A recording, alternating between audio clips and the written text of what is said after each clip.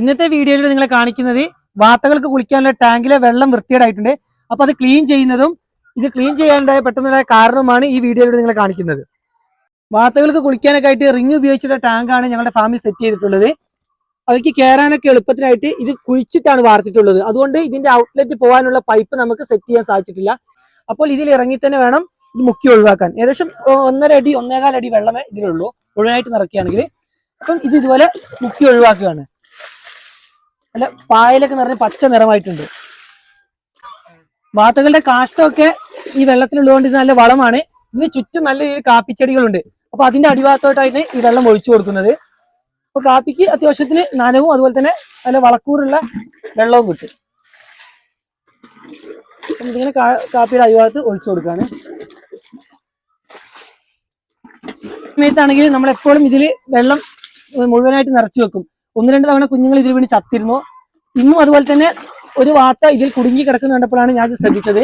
വെള്ളത്തിന്റെ അളവ് നല്ല താഴ്ന്നാൽ വാത്തകൾക്ക് കുളിച്ചതിന് ശേഷം ഇതിൽ നിന്ന് പുറത്തോട്ട് കടക്കാൻ സാധിക്കില്ല. ഇവിടെ കുടുങ്ങി പോകും. അവർക്ക് പാറിക്കഴിഞ്ഞാലും നനഞ്ഞതുകൊണ്ട് ഇതിലോട്ട് പിടിച്ച് കയറി നിൽക്കാൻ പറ്റുന്നില്ല. അത് കണ്ടപ്പോഴാണ് ഇതിന്റെ വെള്ളം ഇത്ര താഴ്ന്നതും വെള്ളം വൃത്തികേടായതിന്റെ ശ്രദ്ധയിൽപ്പെട്ടത്. അപ്പൊ ഉടൻ തന്നെ ഇത് വൃത്തിയാക്കുകയാണ്. ബക്കറ്റ് ഉപയോഗിച്ച് വെള്ളം കിട്ടാതായിട്ടുണ്ട്. അപ്പം ഇതുപോലെ വെള്ളം കോരി ഉപയോഗിച്ച് കോരി എടുക്കുകയാണ്.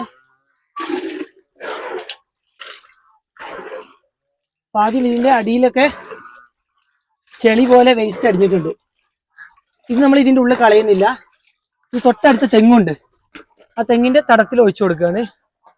തൊട്ടടുത്ത് തന്നെ നമ്മൾ തെങ്ങിന് തടം തുറന്നിട്ടുണ്ട്. അപ്പൊ അതിലോട്ട് ഈ വെള്ളം ഒഴിച്ചു കൊടുക്കുകയാണ്. ഇതിന്റെ ഉള്ളിൽ നമ്മൾ ഒഴിച്ചത് വെള്ളം മാത്രമാണ്. ചളി കലർന്നത് ഇതുപോലെ തെങ്ങിന്റെ തടത്തിലോട്ട് ഒഴിച്ചു കൊടുക്കും. മാക്സിമം നമ്മൾ ക്ലീൻ ചെയ്തിട്ടുണ്ട്.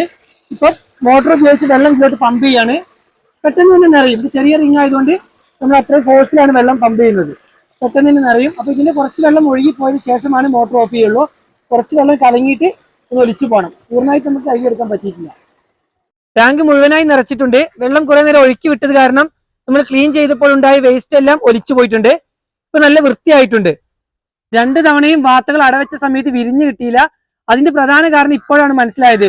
ഇവർക്ക് കുളിക്കാനുള്ള വെള്ളമില്ലായിരുന്നു. വെള്ളത്തിൽ വെച്ചാണ് വാത്തകൾ ക്രോസ് ആവുന്നത്.